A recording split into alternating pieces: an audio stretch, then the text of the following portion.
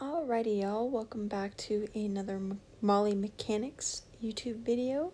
Today we will be replacing the master cylinder and brake booster. I am going to upgrade it. I have a 1-inch bore master cylinder and then a brake booster out of a 1989 to 95 T100. So yeah.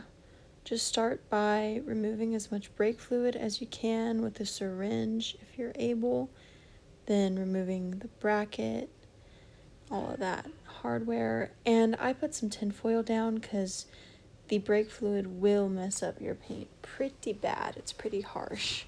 Like, by the end of this job, my hands were feeling pretty raw. I definitely should have worn gloves, but alas, I did not. So, yeah, remove it all. And then this is the bleeder on your tire. Go ahead and loosen that. We are gonna replace it with a fancy little drain system that my dad had. You'll see it later in the video. But for now, we just want to get all of that brake fluid out that we can. I might have had it attached already here. That would make sense. Yeah, so then we're gonna remove that clamp. And yep. You see what I'm doing? Just removing stuff. Just get in there, rip it apart. Not actually, but this is where the brake booster comes through the firewall. There's a little pin, and then the wire. You just remove both of those, pretty easy.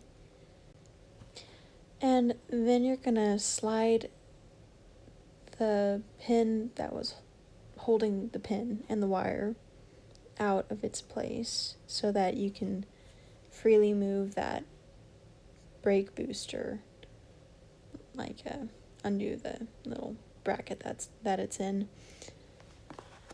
And then you're gonna slide that big boy out.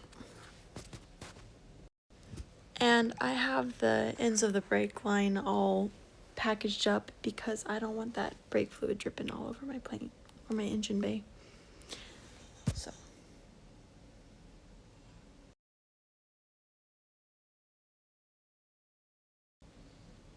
it's out. Okay, and since I upgraded my master cylinder, I do have to change the cap on it because the connector was different from the newer model. So I just cut off my old one and soldered it on the new one. I don't know why those wires go with those wires, but my brother said that was right, so I trust him. And it's working. It's working great. So it worked.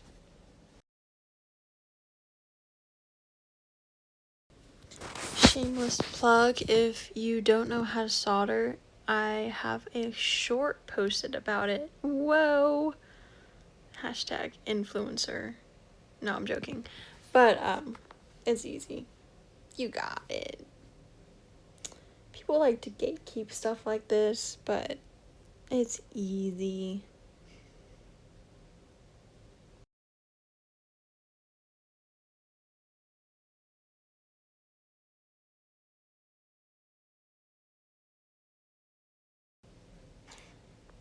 And my paper gasket that was on the back of my brake booster was cooked, like deep fried. So I got some paper gasket maker from AutoZone and cut a new one out. And it's working great. So then you're gonna slap that nice, pretty, beautiful new booster in. Look at that thing. Look at how much bigger it is. Let me tell you what, my truck brakes really hard too. It is nice. So I would recommend getting a upgraded brake booster like I did. It was actually a gift. I didn't choose it, but I'm happy about it.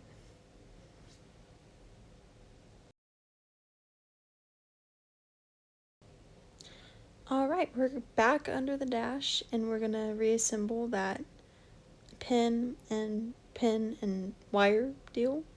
So stick that thing through, put the pin in through the middle hole of that pin. Make sure your brake pedal still works and attach the wire. Fling all that dust around and put the nuts back on the bracket.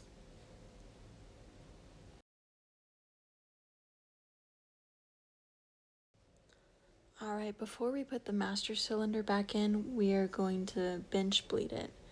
So you fill it up with brake fluid. You get a blunt probing device. That's what I had. And you start with the back hole, hold a paper towel because it might get kind of messy, and you push the piston on the end of the master cylinder in and let it suck in some of that fluid until it starts dripping out of the hole. So it's just going sucking it in. So it's all full when we install it. And I put the plug back in because I don't like to be messy when I can help it. And then you do the same thing on the second port.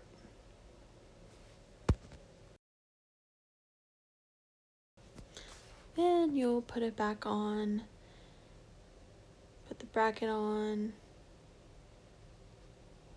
put the nuts on, tighten them down.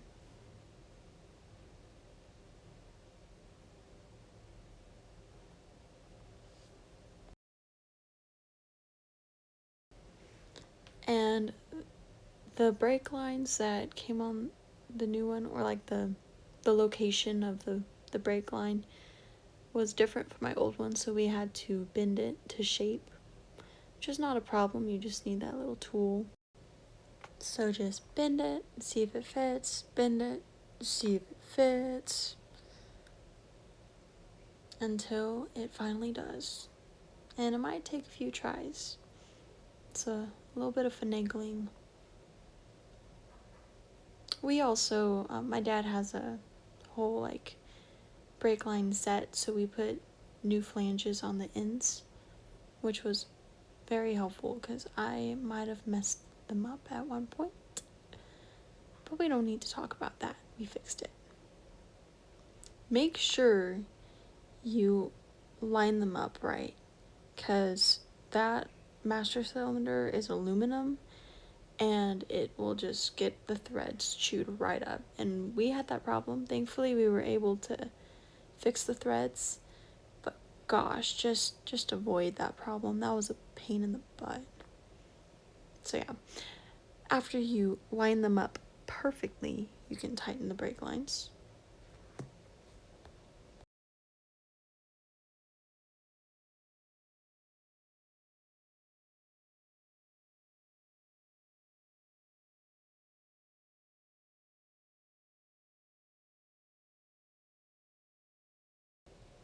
And now it's going to be time to bleed your brakes.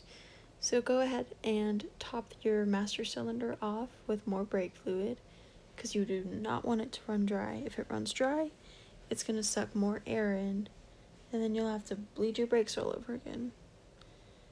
So just do it right the first time, I guess. Yeah, I didn't tighten that one. I had to go back and do that because I am a little silly. Just a girl. Okay.